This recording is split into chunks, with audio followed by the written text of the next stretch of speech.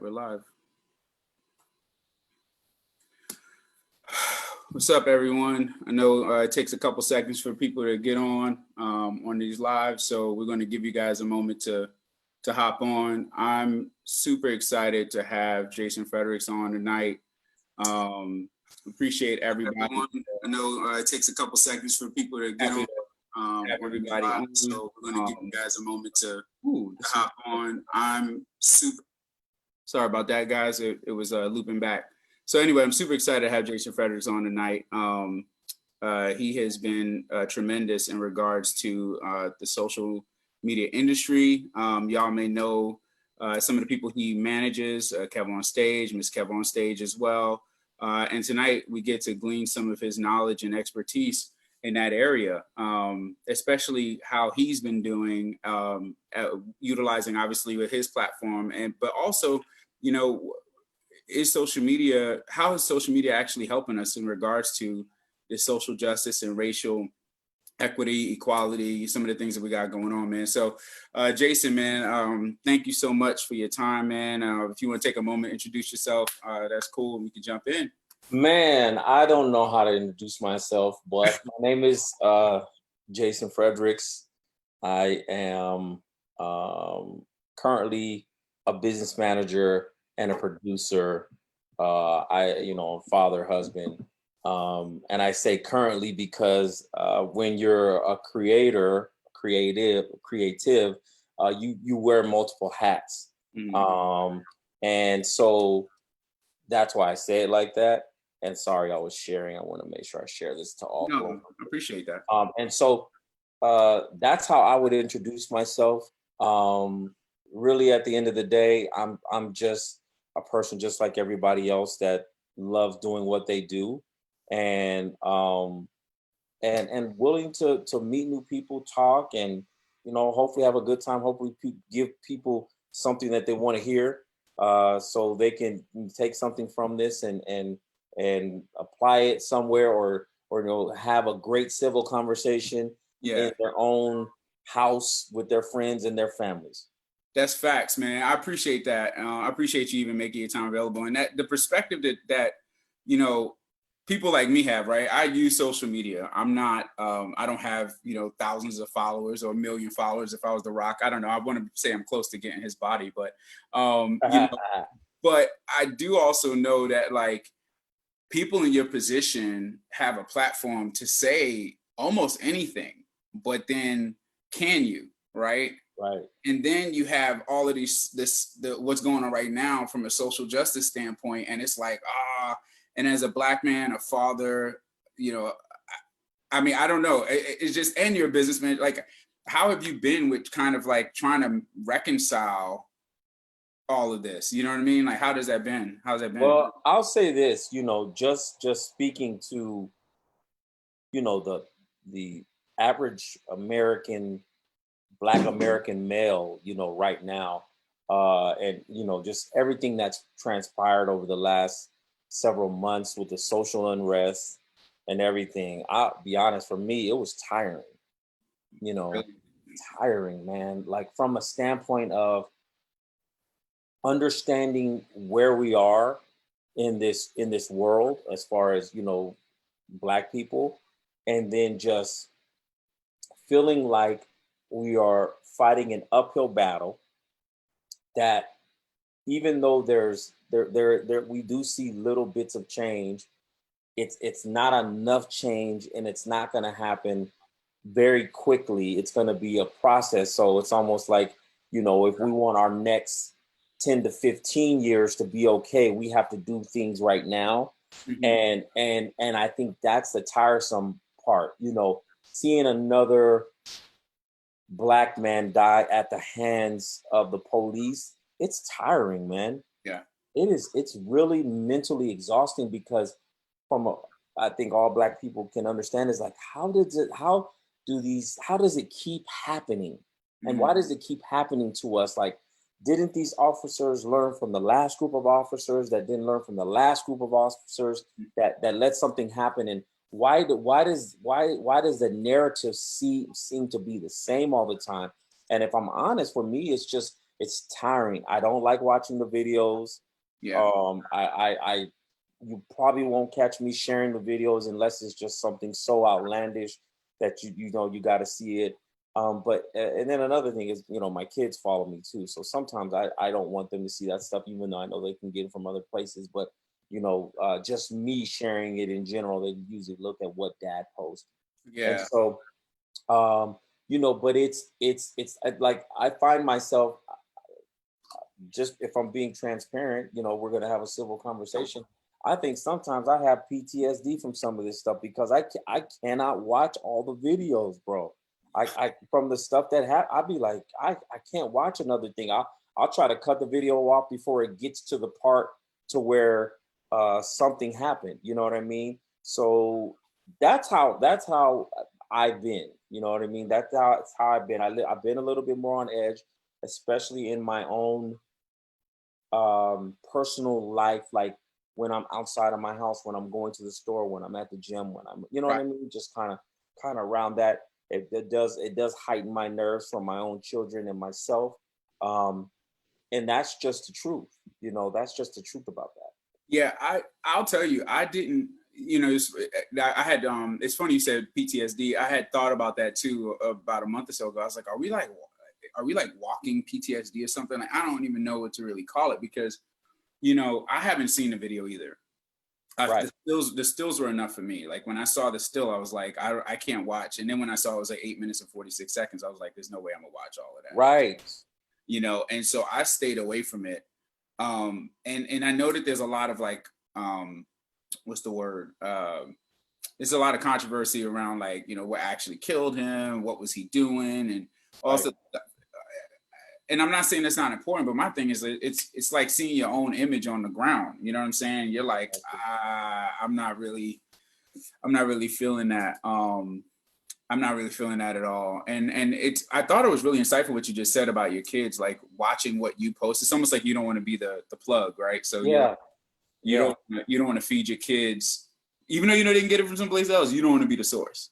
Yeah. Yeah. But then at the same time, I'd rather be the source of the conversation about real conversations that we have to have as a Yeah. family. You know what I mean? As a father and a protector, I'm probably one of the scariest fathers around because I'm the overprotective, Okay.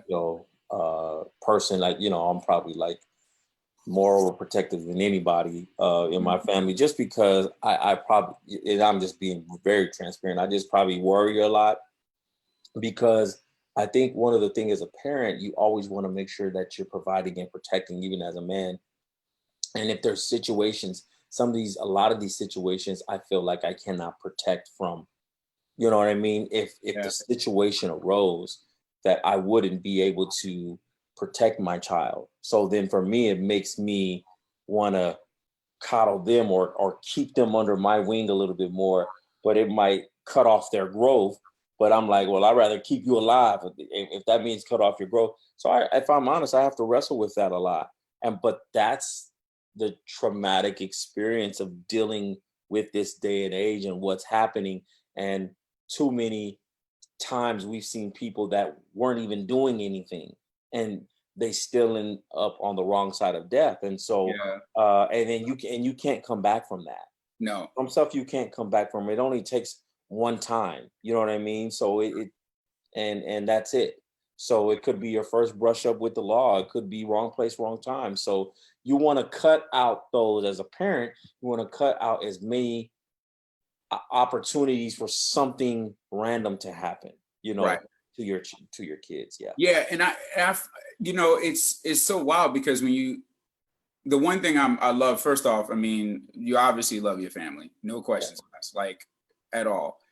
It's like, you know, you try to, I know you, for me, like I'm sitting there, I'm like, okay, I'm talking to Jason Fredericks, like, you know, and to hear you sound like me, like Man, we're the same, bro. like it's you have a job. Right. Your face may be in a lot of places, but like you sound like me. And that's just I'm listening, I'm like, dang, this is not much of a difference. Right. Besides It's no because what we're living in is no respect of person. You know what I mean? It's no respect of person. It's doesn't matter how old you are, where you live. the situations happen to anywhere, anybody, if you find yourself in that situation. And I think that's why it's so the same for me as it is for you, because one thing we have in common, we're younger Black men, Right. Right. period. We look like the people in the video, as you said. We Right. look like those guys. You know what I mean? We could, you know what I mean? People could say whatever they want.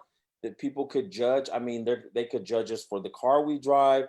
It doesn't. Right. We don't have to necessarily be doing anything wrong. I think back in the day, it used to be like this kind of stuff happens to criminals or people that were doing wrong or that were places where they shouldn't have been, and but now, I mean, you could be anywhere, And that's the scary part. Yeah. Yeah, that is a scary part. And I think some people think we may be overreacting. And obviously the media is going to do what the media does, but just specifically for us, like we have, a lot of us have personal stories. And that's where I think the other issue is that it may have not led to death, but because the situations, especially if you have the right age, right? I'm pushing 40. Before the cameras that was on the cops and all this stuff that happened that we know about it, but it's not documented. And I think I mean, he's a very popular name today, but Will Smith said it because of everything that's going on with them. But Will Smith said this. He's like, it's not that there's more things happening. It's just that now there's cameras to catch it. Yeah. And then it's just like we say sometimes, I hear people say it all the time. It's like, imagine what the cameras don't catch. You know what I mean? As much stuff as we see on camera, think about all the things that were not caught on camera. Yeah. And that's what you were referring to with so many things that we just know that were that could have happened or happened to us or happened to somebody would know. I'll take you a story back in probably 03, 04. I'm 22, 23, 24 years old. And I just remember that my buddy, who's white, one of my best friends, somebody had stolen my car. And the long story short, they found it. And the police called me to pick it up. And I was like, I'm not going to pick it up. And he was like, why? I was like, because I don't trust the police. I just don't, I was just afraid of the police. Like, I was just afraid of them. Like, I just like, if I get over there, they could say I had something to do with it. I mean, my mind was really thinking that. Yeah. You know what I mean? Like, they could think I stole the car. Well, how did I get over here? Well, why would they call you? And why would, just the things that happened to us. It's real. And he was like, no, he's like, Jay, you didn't do nothing wrong. And at the time, I didn't get it like I am today. But I mean, it took me back to that time. So I was like, man, I was nervous about that stuff back then. Yeah. Because it was just, there was never, in our communities, there was never a trusting face of police. Police are supposed to protect and serve, as we know.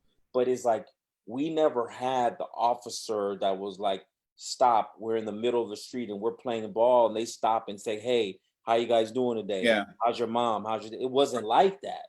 It was always a symbol of, oh my God, what did we do? Yeah, it's almost like when the lights turn on, the roaches scurry. It's like when the cops come down, we all ran. Like Exactly. you freeze. You kind of like, it's like a deer in headlights. You're like, I ain't doing nothing. Right. I appreciate you sharing that, because that's a really good point about just some of us as African Americans, no matter where you are today. So like, I've been in IT and technology and sales for almost, I think this year is like 19 years. Wow, congratulations. And I started young. I was a kid, man. Like I'm 39 now. I think I was 20 at the time. Wow. And so like, and that's cool, but like you still have the memory. So you're carrying it through your professional life, yes. which actually is where I want to pivot to now. It's like, for you, now you're here, right? Now you are doing social media. You're influencing, either careers, people, you're making people laugh. I've seen your posts and all this other stuff. What do you do with that now? Like, what does that look like for you? And do you talk to the people who you work with about this stuff to figure out how y'all manage it online? are you, and I'm just asking for clarity in your Yeah. question. Are you asking, how do we go about posting in this climate, even when I'm talking from a manager to client? Or are you saying just or as a business to business, people that are in business with us, handling how they would, react to a post? Because if we're in business with them, now you're in business with a brand, so how do they feel about something that I post on my personal page? I was just trying a little bit clarity so I can answer the right question. Yeah, I think it's a mix of both. Probably a little bit more towards the latter is overall, because that impacts. I mean, that has an impact on your business. Yeah. Like what does that mean for you?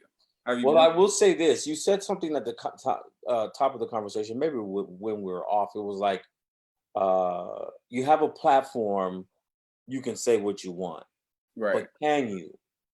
And I think the short answer to that is yes, you can. Mm-hmm.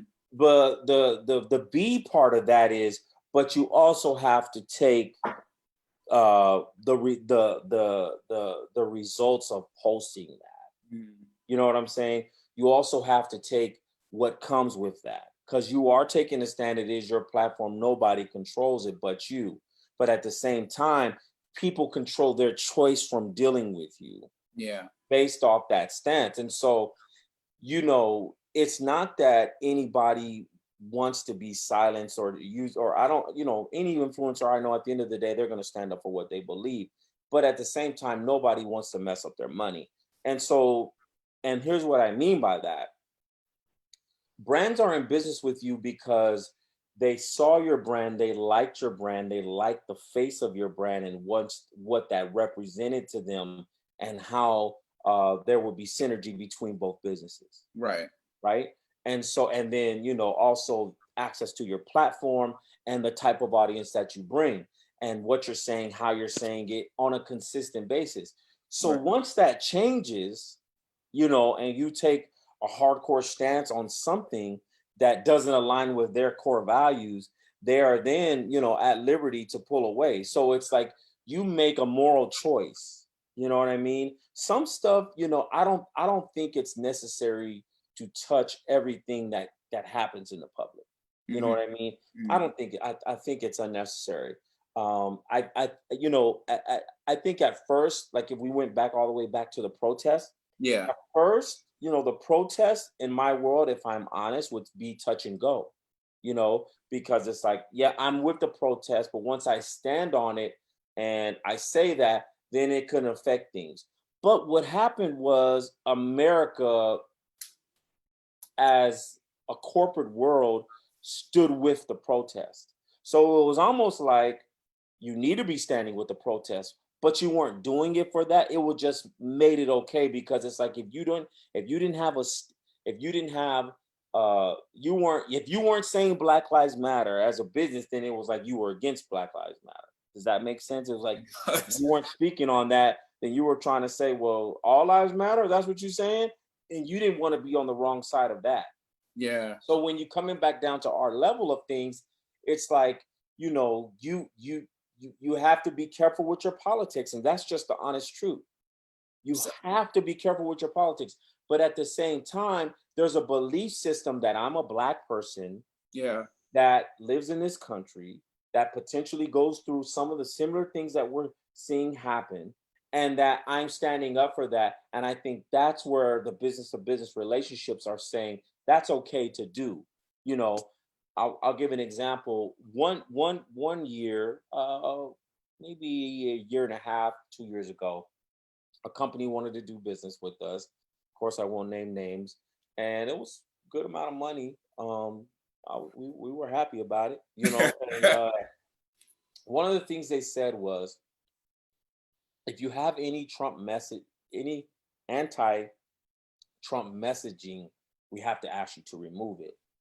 Oh wow. And what they said was, we're not Republicans, but because of the core values of the company, for lack of a better phrase to use, we can't have. It didn't matter if it was anti-Obama, anti. They don't want any stances against the president, Mm. basic as a company. So they were asking if they had any. They said we hadn't seen any from you guys, but if there's any, even if it's 6 months ago, you might want to remove it, or whatever. But we didn't have any kind of that. We didn't have any of that content anyway. Yeah. But those are some of the things that people ask, because it doesn't mean that you can't be a Democrat. It just means that if you're bashing the president, they just couldn't, as a company, nobody bashing any president that we have. Yeah. That makes sense. So but we get that. I understand that. I understand that point. We didn't have any issue with it because it didn't really cross us, but we're also not sitting here posting a hate speech for right. Whether we agree with him or we don't. You know what I'm saying? We're not sitting here saying we can't do I can't stand the guy or whatever it is. Yeah. So it's wild. Like something you said also, like about the impact it has on the way you do business in general, right? So, going back to me, you said if you didn't post Black Lives Matter, it's almost like you were against it, right? Because everybody kind of moved with it, right? Either social media, corporate America, so on and so forth. My organization, my company did the same thing, and you're seeing this, right? This push, but it's almost like you're a business owner and a Black man, right? So if I combine kind of how we started to what you just explained with doing business, and now you're almost like I don't want to ask you if you're held hostage, but it almost feels like it's like where's your outlet, right? What is your outlet like? Because I'm listening to everything you're saying, and you got people are doing this. It's like you got to look and say, is everybody else doing it? All right, cool. Then I can go. yeah. And I think for us, I don't want to make it seem like we waited for anybody else to do it. No. No. I didn't think you were saying that. But my point is that you just have to understand that even though you believe in it, it could cost you, Colin Kaepernick. And he didn't do anything wrong. Yeah. And as long as you're okay with that, it's fine. Listen, we walked away from money, not from anything like this, but from situations that we just were like, nah, that's just not what we're about or what we want to do. Probably walked away from more money than a lot of people have had. And that's not to praise that, but it's just like at the end of the day, you have a belief system, you have a moral compass that guides you. You know what I'm saying? Ours being Christ. And so, at the some stuff you just don't get down with at the end of the day. When it comes to business, you're not going, it's like, I'm not trying to I don't want to lose a bag of money, but I'm also not going to lose my morals or stand up for what I believe in for the sake of money. And that's the difference. And I think if it's the way you speak out and you say certain things, how you do it with tact. I think you've seen people online that they do stuff tacky and it doesn't have, you know what I mean? And there's a way that you can say almost anything. It's how you position yourself. You know what I'm saying? Some people make sensational comments that are very polarizing and clickbaitish.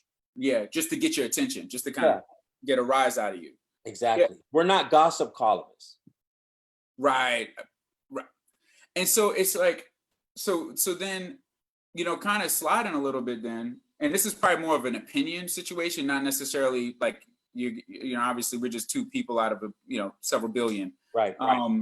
But like when it comes to these movements though, right? When it comes to, the Black Lives Matter movement, we've had Blackout Tuesdays or Don't Buy This or whatever. And, people posting like, the black image to kind of black out the screen. I even did it, right? I put a black post up. Social media is interesting, right? Because social media is now kind of pretty much the media, because it's like as soon as you do something, it influences somebody, right? Yeah. But I'm saying this like carefully, not because of you, but more of I don't want people to feel like I'm trying to downplay social media or any of these movements. But sometimes I look at these movements, I'm like, it's a thing in the moment. But where is this? You know what I'm saying? So I guess my question to get your opinion on this is like, what do we do after that? What do we do after the post? What do we do after the hashtags? What do we do after? You see where I'm going with all of this? Yes. It's more than just posting about it. And I think going back to the protest, that's what it's about, right? Because if you think about it, a lot of people posted, hey, I see the protest happening. And then also people went and protested and then showed themselves doing that. Yeah. That's the action behind it. The Mhm. action behind it is going to vote. You know what I mean? Mhm. That's the action behind it. So it's like, I'm not one, and I don't think anybody that I mostly deal with, when I'm even dealing with my brother or anybody else in my family, Right. or any of the clients that I deal with, nobody's really a talk about it but don't be about it type person. Most people are say what you mean what you say, do as you're Right. supposed to do. So it's like, I'm not. I don't need to post for social media clout of saying, hey, Yeah. look at me, I'm voting. More so, I voted. Hopefully, it prompts you to vote. Yeah. You know, some people do it for to do what they say to say that they did. Like Some do it for the people, gram kind of thing. yeah, Yeah. yeah, and people. There's a lot of people that front like that, but I'm just not one of those people, you know, and so because you know I can't even post most of the regular stuff I do in life, you know, anyway, because I just don't want people. Everything's not for Instagram, you know what I'm saying? Exactly. So Exactly. yeah. So it's like what we do after that is vote and we make changes in our community and area of influence, you Right. know. And I think that that's what we do. I don't know how many people are going out and doing that. Most of the people that are involved in like cancel culture, I'm canceling this artist or I'm doing this or do that, Yeah. are the same people that made that person famous, you know. And so it's interesting to be like, well, we're Bruh. gonna make you famous because you're the best thing in the world, and now we're not gonna listen to you because we don't like you anymore. And Bruh. it's like, really? Yo, so You know what all I'm right, saying? you mind if could I comment on that for a second? Sure. So all right, so I saw this post the other day, and it was maybe like 2 weeks ago, because everybody says the other day, you know, we'd be saying the other day, and that junk could be last year. But um uh Robert Downey Jr. is getting canceled, right, for Tropic Thunder. That Yeah. movie, I think that movie is about Oh, 10, and I'm not sitting here saying, I'm not taking sides saying like he should or shouldn't have done it. Okay. I don't want to offer that my opinion. However, Robert Downey Jr. is by far probably one of the most successful men in Hollywood as of today. And the people canceling him probably bought the Endgame Avengers movie a month ahead listen, of when that happened. So first, like, first night, first showing of the movie, they were there watching the movie. totally, totally. So that's what I mean. Like, what are you really canceling? Are you just? I mean, man, honestly, man, a lot of people are on social media just to talk because social media gave the average person a voice. And I do think social media, I can't say do think. I know social media works. Yeah. We're a product of it. Yeah. Because you wouldn't be where you are today if it It wasn't. If it didn't work. wouldn't be, you know, but at the same time, a lot of it can be a farce for the keyboard warriors that are out there. And I think that's what happened. It gave people a voice, but it took away some of the action that goes along with the Mhm. voice. And I think for people like me, it just I just make it a point to do what I'm supposed to do as a black man in this country. Go vote. You know what I mean? Like that's how when I was talking earlier about hey, 10 to 15 years down the road, what I do now impacts life down the road because I'm 40 years old. I turned 40 this year, but in 10 years from now, 15 years from now, my youngest child will be 24, 25, going on 30. And you would hope that his life as a black male, and my son right before that their lives are a little bit smoother than ours. You know what Yeah. I'm saying? And Yeah. so, but if we don't make the changes now at this Yeah. point, At this then point. it affects them. I saw a video, and you probably saw it. Everybody probably did. I wish I could remember the name. There was two black men arguing about what they should be doing. They were both out fighting against the police. One was like 17 or 18. One was like 28, 29, and then the other guy was like 45. And he was like, man, we've been fighting for the same thing I've over seen and that. over and over Yeah. again. Because the kid was kind of tall, like the Yes. yeah, I remember. And he that. was pretty much telling them, like, listen, this is 3 generations of black men fighting the same thing. Right. He was trying to tell the young man, you're the one that actually has to change by voting, by doing things different, because fighting isn't working. Physically fighting is not working for us. We have to change the system, the systemic oppression, you know what I'm saying? So that's the things that we have to change. And I think for us, that's where we get off of social media and then go to action. But social media can push people towards the change. You know what I mean? Push people towards it. But hopefully, as much as we try to influence you to buy Spectrum, we'll influence you to say, hey, listen, man, on these dates, go into your local elections and vote. Go to your national election and vote. And let your voice be heard. It sounds dumb because sometimes, and I'm being honest, the elections, they seem rigged anyway.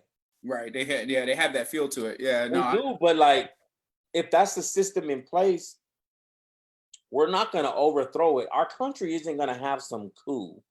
You know what I mean? It's like, not, we're not. Yeah. That's what I'm trying to say. So it's like you gotta go, play by the rules. You know what I mean? Even though they're breaking the rules, what I mean is by voting. You know what I mean? You still gotta do that and know that you're doing your best.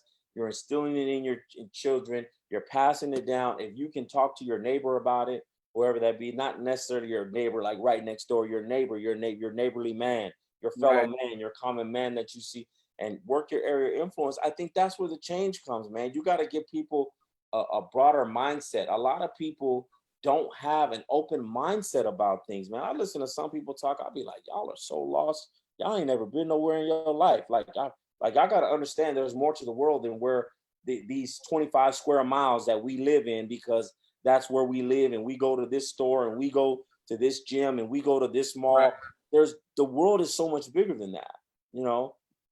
Yeah, I'm with you. And I feel that, like, actually, not just feel, I agree with everything you just said, because especially like the action and the voting, it's what we have. It may not be perfect, but nothing's perfect. Nope. But it's what we have, and it's starting in some cases, like, of course, actually in some cases, all cases, should start at the local level, right? We know most people show out for the presidential election. That is the one that everybody shows out for. But we get mad with Senate and Congress, but we didn't vote to put them in, which we should have. You know what I mean? And so that's important. And I think also too, like, being able to take the stuff from social media and be more realistic, and, like you said, the neighbor, right? The neighborly view, and kind of be more grounded with people, like, not just posts, because there are people out there that do clickbait. They do things to make you upset. Or let's look at the other side. People who want to feel good, they'll post something and say, I don't know, Black Lives Matter, and then they'll sit back, sip their tea, and be like, yo, I've done my social duty today. That's exactly what that's what I'm saying. There's other people that are actually making sure Black Lives Matter. Right. I got a friend, again, same best friend that I was telling you about. His name is Landon Bishop. He lives in Austin, Texas. He's white. His wife is Black. His family's the spades player, right? Huh? The spades player? Yes. But Bishop is white from Kentucky, and if he's the type of person that will walk, if he was in a store and somebody was yelling all lives matter, when there was a Black Lives Matter something going outside, he'll walk up to the white person and check him as a white person. Wow. Not because his wife is Black, but because he's like, listen, that's just not right. And if I have to explain it to you, my skin tone has to be is the same as yours, and you have to understand where I'm coming from, because I actually know how you think. So that's the doing. Yeah. That's the doing. It's not allowing the people on your job to do it. It's not allowing the people at your church to do it. It's not allowing the people in your circle to do it in a way that they do it. Yeah. You gotta make Black Lives Matter in your own situations, because a lot of times that's where people turn the cheek. But those are the people that need to hear that what you said or what you did or that thought process is wrong and it's racist. And so a lot of people don't do that. You know what I'm saying? When they and you know, I'm just speaking of him, but I know there's several others, but that's somebody directly connected to me that I know if anything was going to be said, he doesn't mind saying it to people that look like him. So hopefully they get a different perspective. Yeah, and I think because obviously, you know, a lot of the perspective, I appreciate you saying that, a lot of perspective, again, is media driven. Yes. I'm not a fan of any of the stations, you know, CNN, NBC, CBS, Fox. Yes. I watch all of them intentionally, but I'm not a huge fan of either one of them because I feel like they have stolen our story. And when I say our, I don't only mean Black. I think people like from us, and then they're pushing this stuff out, and people are just sitting home absorbing it, right? Yeah. And then they've made their conclusions off of it, and then they go out and they live the world like it. So when you think about your friend, oh my gosh, Bishop, and he approaches someone like that to have a conversation with him, it makes it more real, because it's one thing when you're looking at a screen, like I got my iPad over here live, but it's another thing when a dude stands right in your face and say, hey man, you need to understand, like, this is an actual problem that we're trying to deal with, and what you're saying is wrong. Or if you're saying things in those quiet spaces. I had a guy send me an email, I think it was the week after George Floyd was killed, and I've known him for 3, 4, 5 years, and I love this man, white dude. He shot me an email and basically said, look, man, I got to say more in my quiet spaces, and I apologize for this stuff. And I have other friends that have told me something similar. And I'm like, that's, to me, I can be mad that happened, or I could just be thankful that they are acknowledging it and they're going to work on it later, because that's the action, right? Yes. That's the action. And if they're committing to that action, that's beautiful. It's probably scary for lots of reasons, but it's the action that we need. Yeah. It is, and that's why you know I'm saying it's such a that mindset is so woven in the fabric of American culture. Right. You're talking about trying to blow something up that's 500 million miles deep, you know, and it's, man, bro, we're on the surface level of stuff.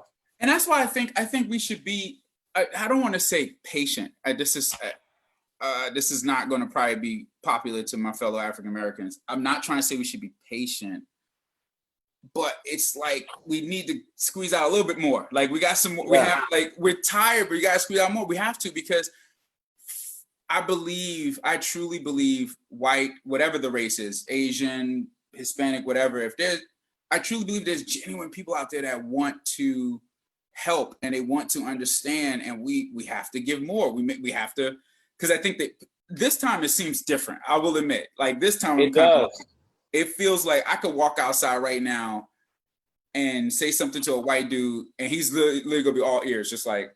I agree. I'm like, whoa, that's different. This time has felt like no other time. I'm telling you, when the people on the side of money start to change their tune, I'll be honest, as bad as it's been, there's no better time to be Black than right now.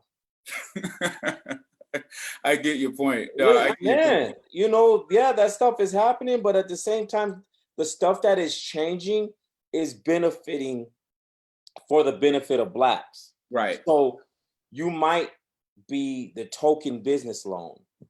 You might be the token grant. Yeah. You might be the one that got the promotion that starts the wave of being able to hire people in the position. Right. You might be the one that sparks the change at whatever it is. You know, whatever that is, because it's like, you know what? We have to be more open-minded to this situation. And so this Black person that's been here, maybe they're the ones that can help lead the way into this next frontier that we have to go on, because the people that are willing to change recognize that they don't know what it will take. So hopefully a Black person can guide us there, and we're going to give them the keys, not all of them. Right. Even if it's just one or two, just say, hey man, let's start unlocking some of these doors. Yeah. No better time to be Black. And I think too, like, and I'm going to take it even further. and I know that I hear this a lot from, especially from what I would consider to be the far right, which I'm not saying I fully disagree though. I actually agree with this to some degree, is the personal responsibility aspect once we get it.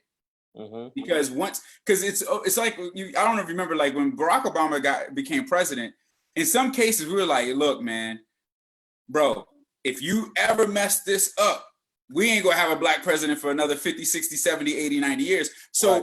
I'm not saying that it's fair, but it is honest. Like, we have a responsibility now once something like that is, I hate to say handed to us, but that token aspect, to not just continue to say, oh, give me more, but also take it, learn from it, improve on whatever we're going to improve on, and then open the doors up for other African Americans to get in there and show, like, we can be here. Yes. Just like everybody. Am I making sense? And not just be here, but thrive and make it better. Right. Because we're talented people in all aspects. One of my bosses, years ago, when I was working a regular job still, I worked for the state of Washington and welfare office. Right. And so one of her missions in life, she says, I got to the in that area of government, let's just say the corporate side of the world, meaning she's working on the administrative side. I'm on the management side. I'm on, I run facilities side. She said her job, her mission was to hire as many Black people as possible. Once I got this job, she was Black. Once I get to this position, I'm giving as many Blacks as many opportunities as I can.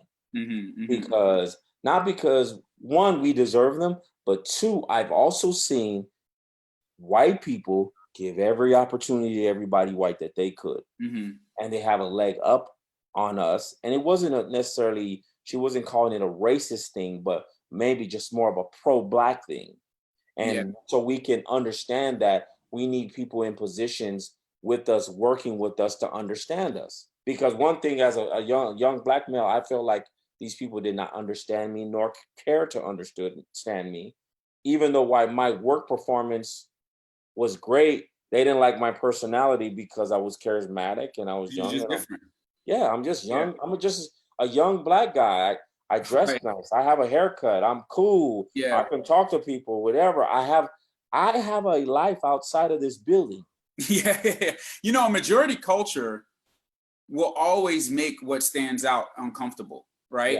And I think, and you can almost flip it the other way around. Like, let's say you take a white guy and throw him in the middle of Zimbabwe, he's probably gonna be like, yo, I have no idea what's going on. And I think that's all we're trying to say is, like, there is more of us, and the spaces that you have, that you dominate, it may be you, and in some cases it may not even be racist for them to hire their white people. They're just hiring their friends. They're just hiring family. And that's what they're supposed to do. That's what it's supposed to. So for us, we're like, hey, we would like to be able to do the exact same thing. Yes. And then on top of that, we need to deliver post that. One thing just to kind of close out, because I know we're coming up on time here, but I think if there's anything you felt like, and this is sort of a setup, but I just realized I didn't talk to you about this beforehand, but trust me, you'll be able to answer this easily.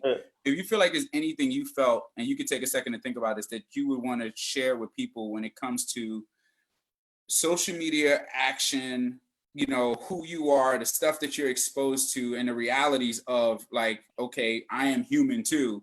Like, what would you want to share to people, like people that may be listening and stuff? Because I think sometimes people, and the reason I'm saying this, I think sometimes really people see you, or they see Kev, or they see, again, Will Smith, they don't see a human, they see a star. You know what I mean? Like, how would you kind of pull that all together to help people, like, be more realistic about you guys, I think we were kind of talking about it off air, and that was just that, before I'm anything else to the world, I'm a Black guy that's wearing a Chicago Bulls hat. That's just like the other Black guy that was wearing the Chicago Bulls hat. They don't care where I'm from. They don't care what I do. They don't care what neighborhood I live in. what car I drive, how many kids I have, how long I've been married. They don't care about anything. And if I was staring down the barrel of a gun or I had a police officer on my neck, none of that matters. It just matters that I'm Black. And that's where we're exactly the same. And no, we do not have the same daily life, but because we just have a different career. Yeah, we have different and we don't see your face, but it doesn't mean that you're not great at your job and that you don't do a fantastic job. And that if our positions were were shifted, that you wouldn't be a superstar in my world or I in your world. You understand what I'm saying? Yeah. It's just that, you know, we're a little bit more public. And even my brother, then way more public than I am even now. You know what I'm saying? But our similarities are our similarities. And we're a lot more alike than we are different. And so, I still have to go and you know, when the mortgage company draws red lines for people to live in certain areas, I got to deal with that just like you have to deal with that. Because when we walk in, they don't see anything else but us, but the Black skin. They don't see anything else. They don't know how much money I make or don't make. They don't know what my credit score is or isn't. You know what I'm saying? And so that's where a lot of this is that we are the same and we face the same type things. It doesn't matter how high you go. You know, it does some of that stuff. You know, Jay-Z, the story of OJ. I'm still a ninja. You know what I mean? Yeah. You know what I mean? Does it rich, poor, you know, it doesn't matter. I'm still the same. And so and I think that's the best way that I can answer that. Yeah. Because we're not gonna understand the lifestyle differences from what we do versus what somebody else does. You know what I'm saying? Right. I just know that I used to work a regular 9 to 5 and it drove me insane. But but at the same time, a lot of people work a 9 to 5 and they are literally killing it. And there's nothing wrong with that. Yeah. The world, the road of an entrepreneur is like this. Yeah. And you have to learn how to navigate that. And that's not for everybody. My dad had a great career in the military, 30 years. You know what I mean? And he was just in the Army. That was good for him. I know several friends that have retired from the military, done great, retired from regular jobs and have done fantastic. You know, it's just that was their path and they're successful and they have everything. And so I think we're a lot more alike than we are different. Man, that's beautiful. I appreciate you wrapping that up like that. And I will say thanks to your father for serving this nation. You know, we needed him and we need more of him. Thanks guys for those who are joining. Thanks Jason Fredericks for being able to do this with me and have this conversation. For those who are watching, please, the main message from this is social media is cool, it's important, but it's still there's still humans on the other side of that. There needs to be action behind the posts or even after the post, and you need to get out there with the people who are within your sphere so you can help change the narrative and then feed back to social media what's being done, not necessarily for the gram, but then to help people and help influence people in the right way. So thank you guys for watching. Jason, thank you so much. I really appreciate it. All right, everybody, y'all. Peace, love. Peace.